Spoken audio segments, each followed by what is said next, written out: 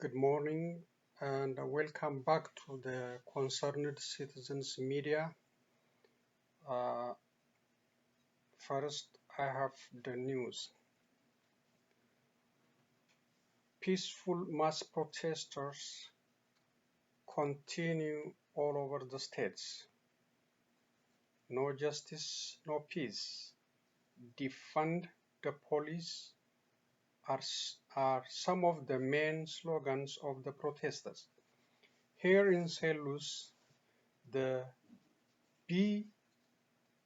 BJC doctors and other staff came out in their work uniform on Kings Highway Boulevard at Highway 64 through Linden Boulevard and the Kings Highway, and showed their strong support for protesters and in ending systemic discrimination in the nation. Many business owners in St. Louis City and counties boarded their business properties in fear of break-ins by protesters, but the protesters were mostly peaceful at this time. The campaign to defund the police department is increasing. Los Angeles mayor is considering cutting off $100 to $150 million from the department. In Minneapolis, Minnesota, the city's 9 out of 12 council members supported complete dismantling of the current police department in their state. Former Vice President and the Democratic presidential candidate Joe Biden didn't endorse the idea of dismantling the police department. Buffalo, New York's 2 police officers suspended after the video showing 75-year-old protester pushed to the ground and left him bleeding on the pavement. The man said to be in a stable condition. An Ethiopian soldier shot a man dead in front of several people after his phone rang during a public meeting. His name is Ariti Shununde. He is 32 years old. The authorities collected phones from the meeting attendees, which is also the violation by itself. This is reported by Amnesty International. These are the news for today, and I'm gonna continue about the Amnesty International report on the human rights violation on Ethiopia.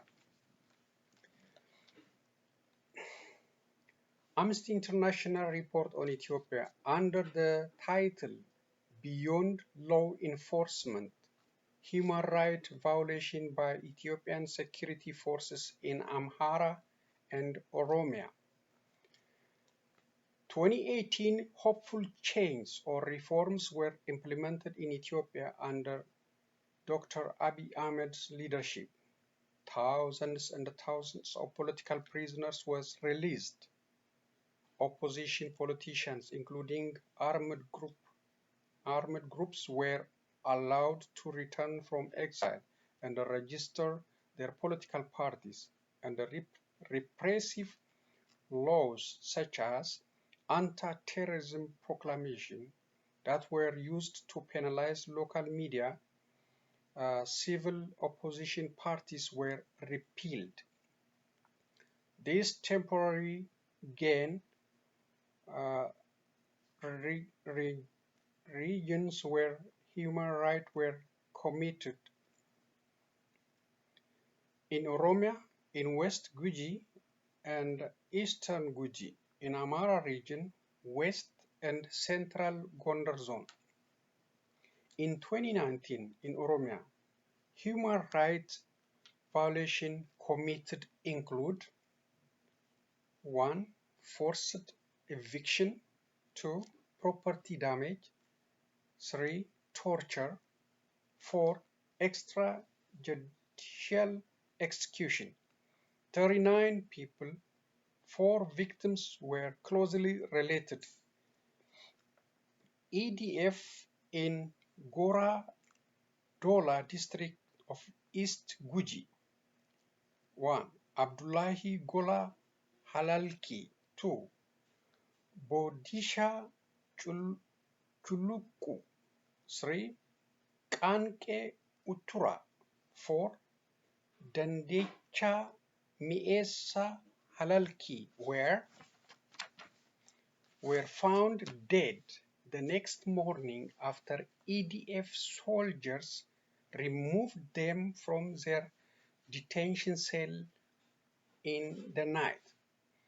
Their family members also targeted for repeated arbitrary arrest and detention.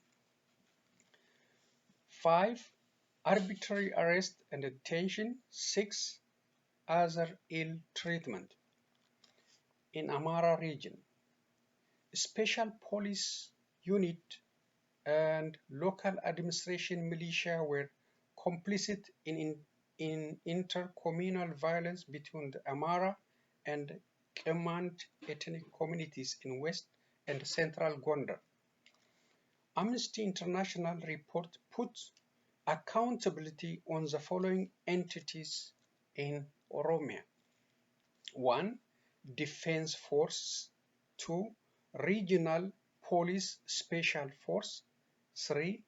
Local administration officials and allied militia.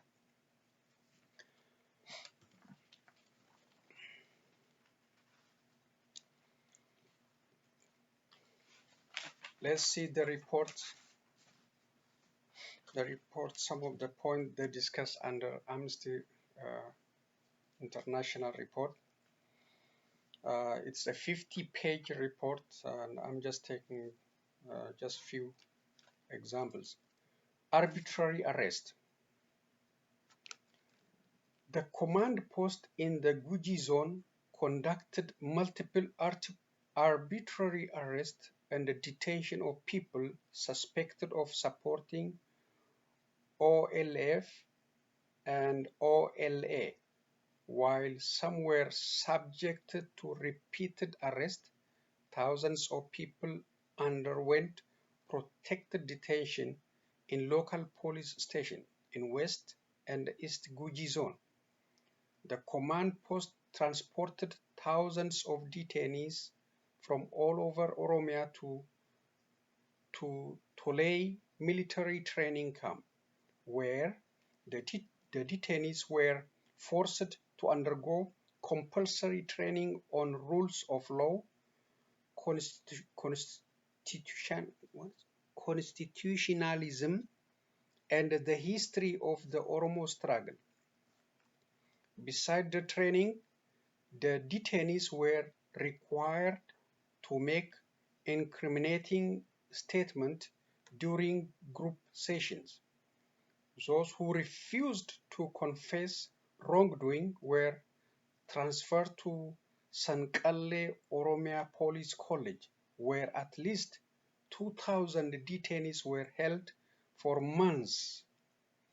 Detention conditions at Sankalle were particularly punitive due to shortage of food and lack of beddings, as well as use of torture and other ill treatment.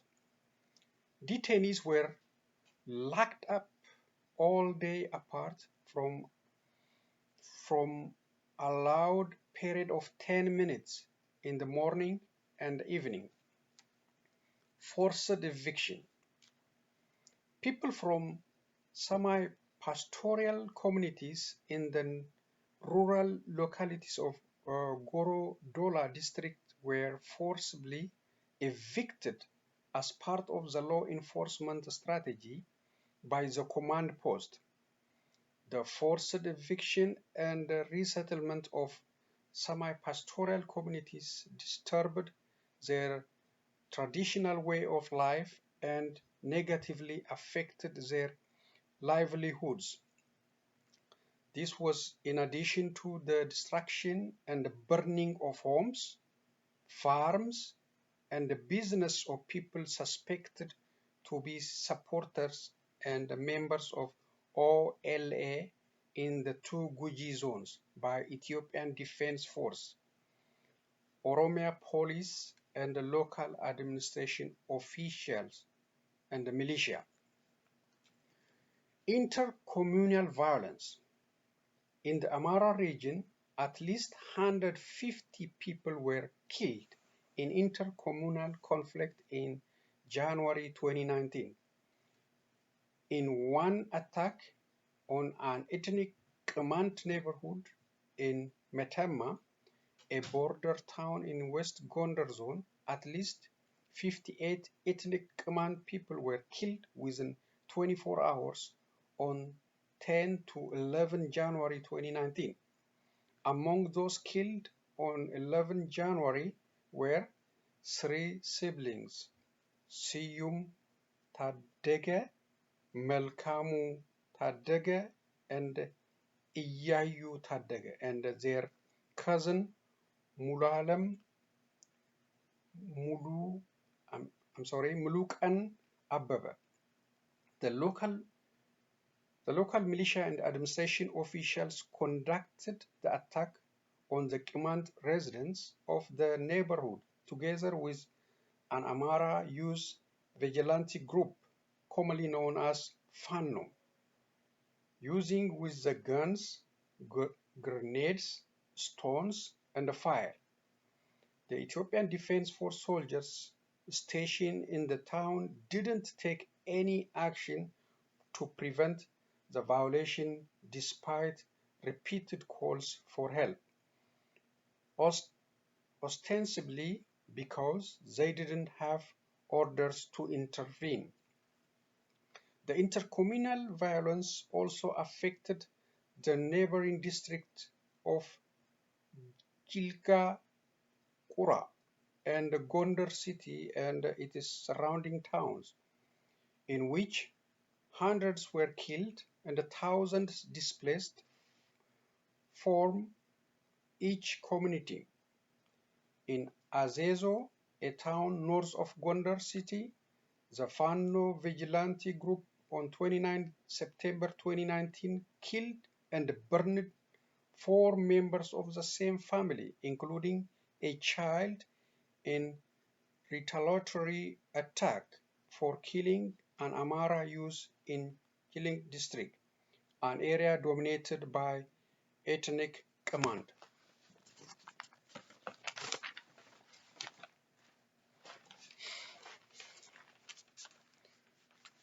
Recommendation from Amnesty International.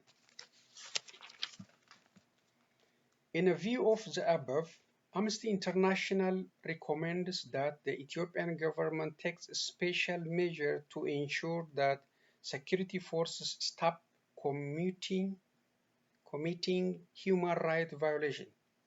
We call on the government to immediately order the security forces to stop carrying out extrajudicial execution, arbitrary arrest and detention, forced eviction, and destruction of property belonging to people suspected of supporting opposition political parties or armed groups. The government must also end the culture of impunity by Ethiopian security forces by demobilizing the units that were complicit in intercommunal violation and human rights violation. Further, we call on the government to conduct independent, impartial, thorough, and credible investigation into human rights violation committed by this unit. Where there is sufficient evidence, the authority must ensure the persecution of those reasonably suspected of committing crimes under international law and other serious human rights violations. This is a recommendation from Amnesty International organization for the Ethiopian government. Residents, other news coming from Dr. Abiy administration are also very concerning. Residents are reporting repeated intimidation under excuse of COVID-19 and challenging situation to support the new political party ideology or Prosperity Party. There were reports that human body eaten by wild animals like hyena after these individuals were taken from their uh, office. One individual mentioned in such condition is a government employee taken from his office, and his body was found after eaten by uh, after he was killed and eaten by a hyena. His name is Mohammed Amin Sraj, and he is the father of 2 children, and his wife also uh, forced to leave the country in fear of brutal measurement from the government.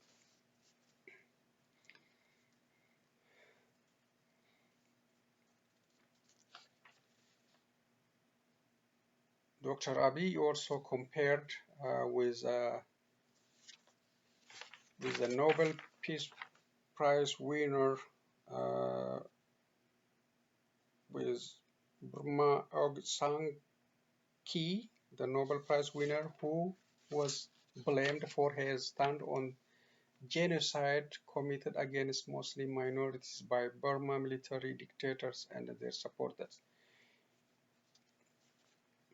Ethiopians should take this serious human rights violation coming from their long-awaited savior and be prepared to challenge Dr. Abiy's administration before too late. Qero, Fano, Zalma, and other progressive groups slowed down before they finished their fight. Their revolution that cost them their blood and flesh is on the verge of collapsing. The old TPLF-style abuses are coming back. They should fight back and save their revolution for themselves and for the rest of peace-loving Ethiopians, especially Qeros. Don't wait for Mr. Johar Ahmed order to start your peaceful struggle against this human rights violation by Dr. Ahmed and his supporters. The international communities and our diaspora community must start their clear opposition to this human rights violation and be prepared to initiate the HR 128 and other measures against Dr. Abiy Ahmed. The other ridiculous argument listening on the SAT radio, SAT TV, the commentators and the presenters mostly try to cover up for Dr. Abiy and just looking for different excuses instead of demanding justice for the victim of this human rights violation. They are looking for different excuses. They're bringing like the situation in Nigeria, Boko Haram, and a different talking point and to cover up the crimes committed by defense forces and other security forces against these innocent civilians. So I supported SAT before, but the objective seems is already changed. But this is ridiculous. You know, they have to stand for human right and for the truth. It seems SAT is supporting Dr. Abiy at this time. So I think they have to look back and see what they can do to stand for the truth, just like they did during the TPLF regime. The other things I am seeing from different media is the diaspora community returned to Ethiopia and became part of the Dr. Abiy new party member or supporters, and they are defending with whatever they can, you know, all the crimes committed against Oromos and other ethnic groups, and Dr. Abiy also determined to subdue any opposition by military force, just like the previous leaders or his creators like TPLF. And that strategy, it may work temporarily, but it is not a lasting solution for Ethiopia. So, you know, he was he was he was with he was a you know he was accepted as a savior and as a long-awaited uh, Messiah. But now we see so many crimes committed under his leadership.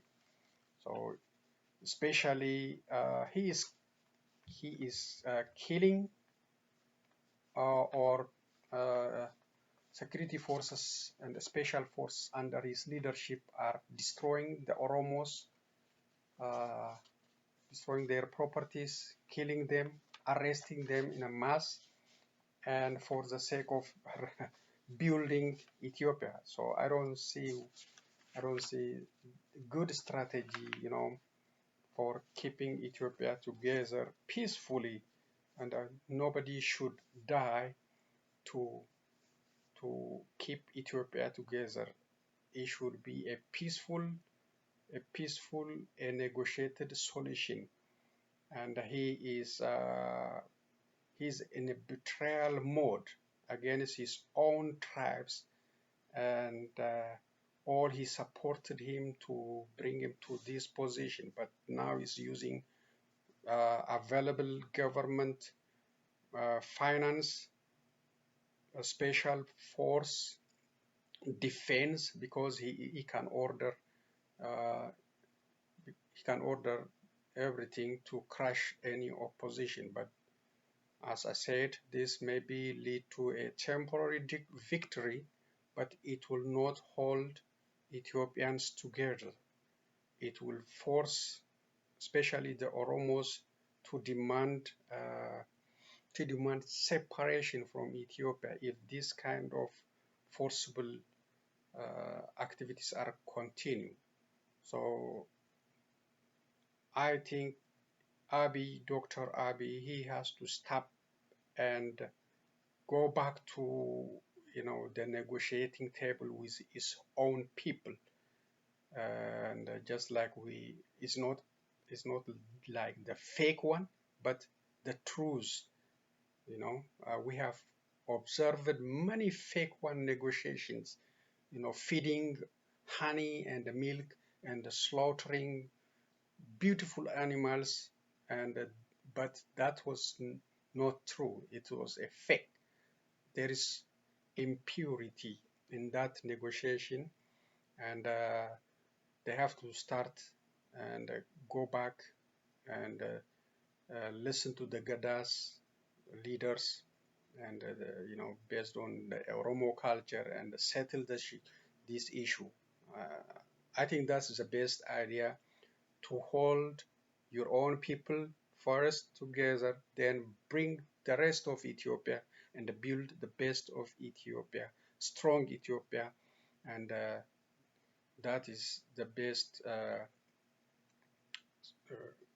the better condition rather than using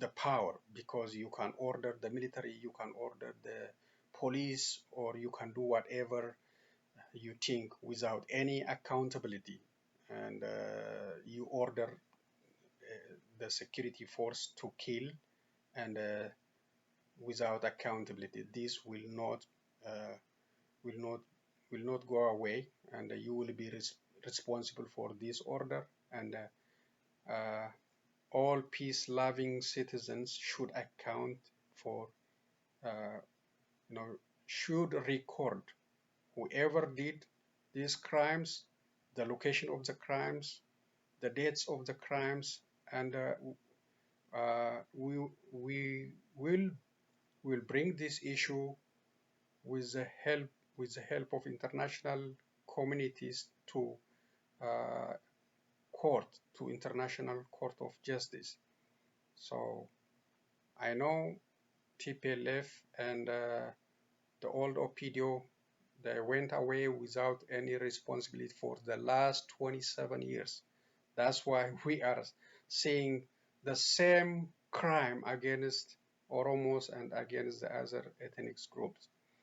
So that's all I have, and silence is not the answer, and Ethiopians uh, should unite against this inhumane treatment of Ethiopians back home, and before too late. Thank you and have a good morning. And this is from Concerned Citizens. Until next time, bye bye.